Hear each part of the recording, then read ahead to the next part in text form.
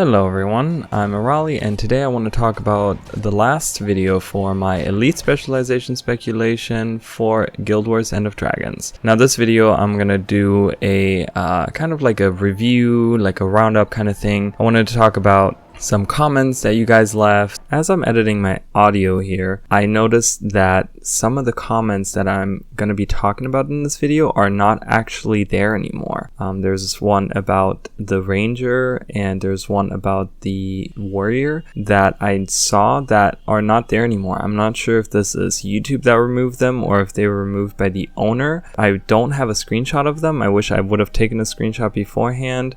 I hope that I'm going to give them plenty of credit here in a minute once I go through them, because they were pretty good discussion. But yeah, there's just some that are missing, and yeah, I'm very sad about that. I'm not sure how that happened, so but they were there and we had a discussion, and I'm glad that they were there, and I hope that that's not something that's going to happen all the time to me. But anyways, let's continue with the video and kind of just put everything into perspective and and just kind of finish it all up. So I will be talking about each of the 9 classes separately and just kind of give them each a few sentences to just kind of round it up and kind of explain where I came from when I was making the Elite Specialization and stuff, and how they kind of all fit together. And yeah, so let's start with the so we had the Sorcerer as the first one, which was for the Elementalist. Now my reason that I did it the way I did was because of how complicated it is for an Elementalist. You have to press so many buttons in order to get good combinations, and there's that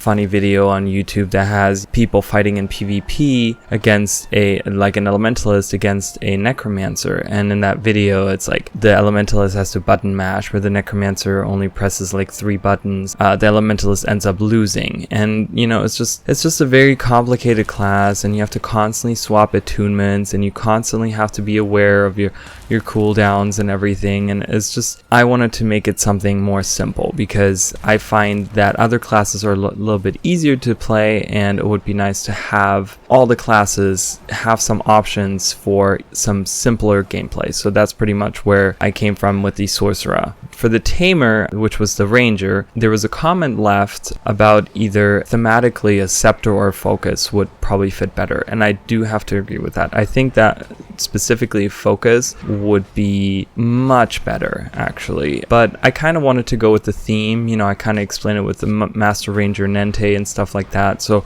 I kind of had this theme going with the Bunny Thumper and doing a callback to Guild Wars 1 again and stuff like that. But again, it's just a speculation, and yes, thematically probably a Focus would fit the most, or even dual wielding focuses or something like that, or foci. But yeah, so again, it was a great idea, and I do agree with it, I have to say. There was another comment left specifically about numbers though. We had the discussion about how Soul Beast isn't really that good of a class, and someone said that it's actually meta in some of the game modes and stuff like that. And I don't think that's particularly what we're talking about in those discussions. We're talking more about the flair of the class and what the class is about and things like that. Numbers can always be tweaked. You can make any class, any specialization meta just by increasing the numbers or whatever, so we're really in these speculations not talking about which class is better or which specialization is better than something else.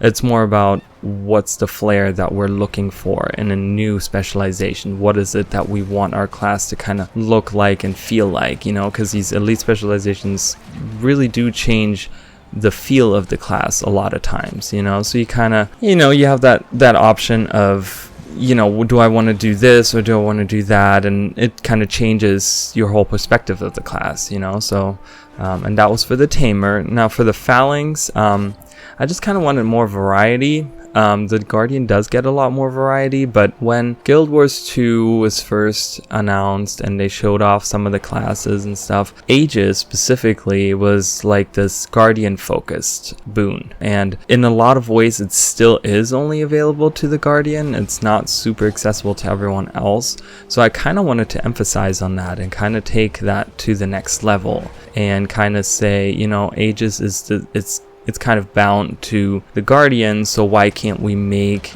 gameplay that revolves around that? And so that's kind of where that class came from, and I think it came out pretty well too, but because I main a Guardian currently, and I play with my Guardian all the time, and Aegis is just really strong if you know how to use it really well, especially in PvP too. And yeah, and it's just really nice. So yeah, I thought that was a good idea for the elite specialization.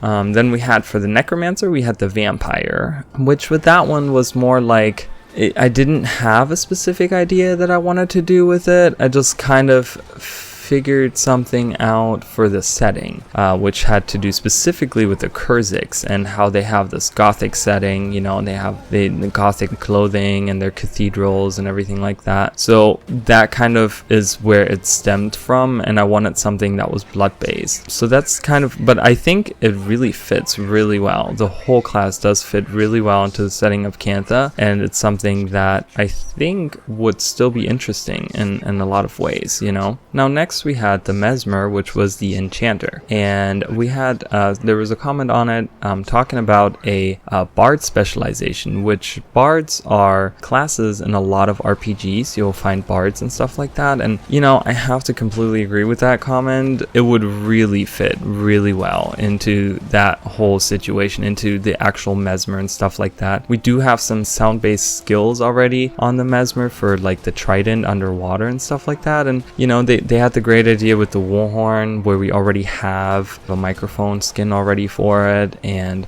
they had the cool idea of like how the clones stick around and they become like a choir, and it's stronger the more of them you have, you know. And we already have sound-based stuff too. You look at Siren's Landing, and there we have, you know, we got the mastery there that has to do with the music and stuff like that. So they could take inspiration from that, and that would also be a nice support or healing class, which it is in a lot of RPGs and stuff like that. So, but you know, again, the reason for that was because I wanted more support class and I want more pure healers, and I think the Mesmer really has the potential to do that, and even as the Bard it would be really nice. I mean, we got the teaser of the Minstrel way back before the Mesmer was announced and stuff, but I think that having a Bard specialization would be really cool. Yeah, I like that idea so much. Then we had the Revenant, which had I had the Ritualist for it. Now there was a comment on it that talked about there's two different weapons, and that the person didn't think that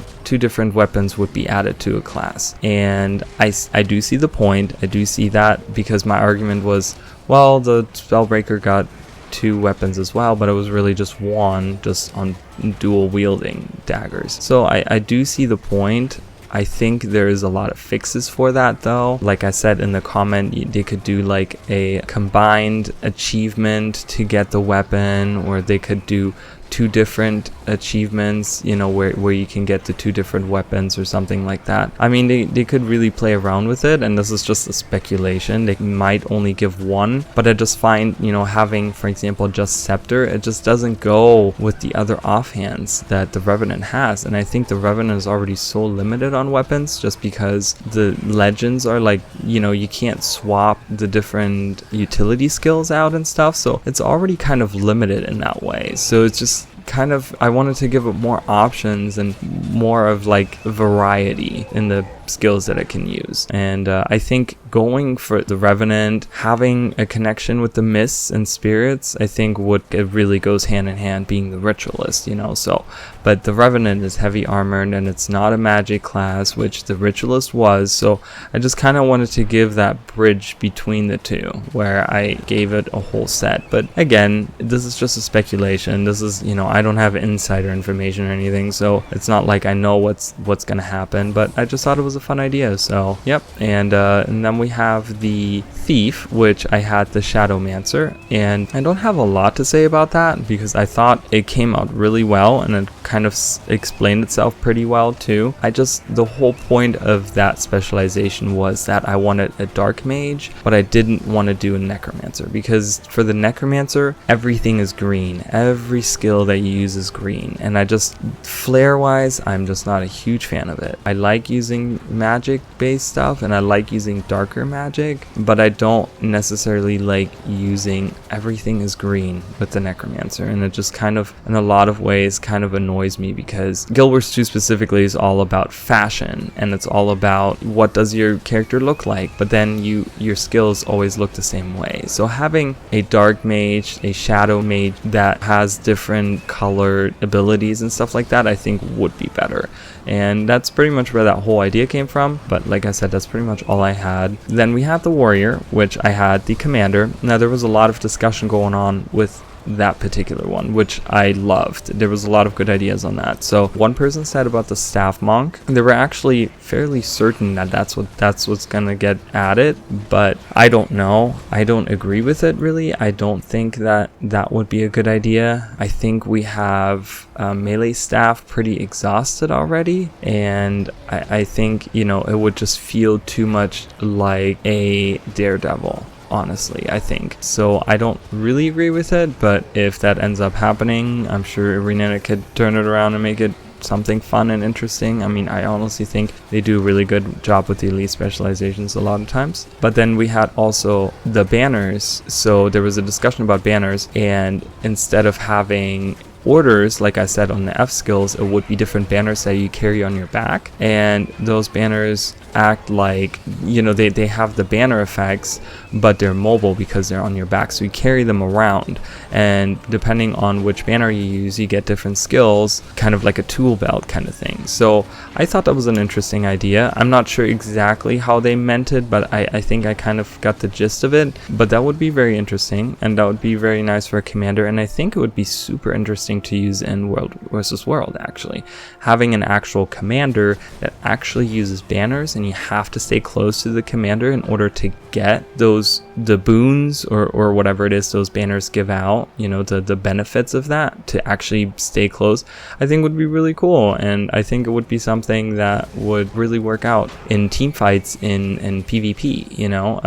If everyone is on the same point and you have a commander and you're all getting boons, kind of like how the Herald on the Revenant has it, you know, kind of in that same way. So I think that was a good idea too. The whole point of the commander was to make it more interesting and actually make it more complicated. It's a very simple class, and opposite to how the Elementalist is a very complicated class, you know, I kind of wanted to swap them out and make it a little bit more complicated for the warrior and make it a little bit easier for the Elementalist. So that's what they're kind of opposing there. And lastly, for this specializations, we had the Pyrotechnic, which was the engineer, and it was supposed to be more like a step away from the super modern technology and stuff like that. We're going to Cantha, which is based off of more, you know, the Asian countries are more based on tradition and things like that, and specifically Cantha was built like that as well, you know. And I wanted to have a specialization that kind of shows that and kind of, you know, highlights the traditional way of the Canthans and stuff like that, and you know. So, and like I said, I'm not very much of an engineer player, so that's pretty much what I came up with. I know that's probably not the best that you've seen, but that's what I came up with, and I think it does work in a way. Of course, there would have to be a lot of tweaking done and stuff like that, but yeah, so I think having something that highlights some tradition and kind of goes away from the super modern, because that's what we got, you know, with the Hollowsmith and stuff like that. So kind of stepping away from that, I think, would be a good idea. So, and lastly, I kind of want to talk about I wanted more variety for the classes, and I wanted more contenders for the soft trinity, because we talk about a soft trinity about, you know, support and stuff like that, and they're just, you know, healing specifically. I mean, it's really based on druid, you know, and you can say, oh well, you know, a water mage can heal too, but they're healing, I mean, that's all they really do is they cleanse conditions and heal, and they don't give any help in any way, in any other way, you know. And I think specifically the Mesmer, the Guardian, and the Warrior Elite specialization that I had, you know, the Enchanter, the Phalanx, and the Commander, I think all three kind of fit into that, where they give out boons and they help with defensive stuff and they, you know, and stuff like that. So I wanted less of just, oh, here's a damage dealing class, you know, and this is what it is. And you have scourges as well that are kind of used for healers, but they kind of just rely on barrier a lot, and that's all fine and good, but that's not necessarily needed in a lot of the gameplays and stuff like that. So but I think just having something just kind of give variety. That's really what the whole point was, to give variety and kind of give the elite specializations a place in the world that would fit into multiple game modes, and that would make them feel like they're not just, oh, we have a new expansion, here are these elite specializations, and they feel completely out of place, you know. I think I made a good attempt at putting them into the world of Cantha and making them fit with what Cantha is all about. So, but yeah, and that's pretty much all I have for this video. I really appreciated all the comments that I had, all the people that watched it. I really do appreciate it. I do have a couple of videos that I want to get done before the end of this month. I'm not sure how much I will get done of that. I will try my best, but yeah, and we can look forward to that. And with that, that is going to be it. Thank you guys so much, and I'll see you guys in the next video.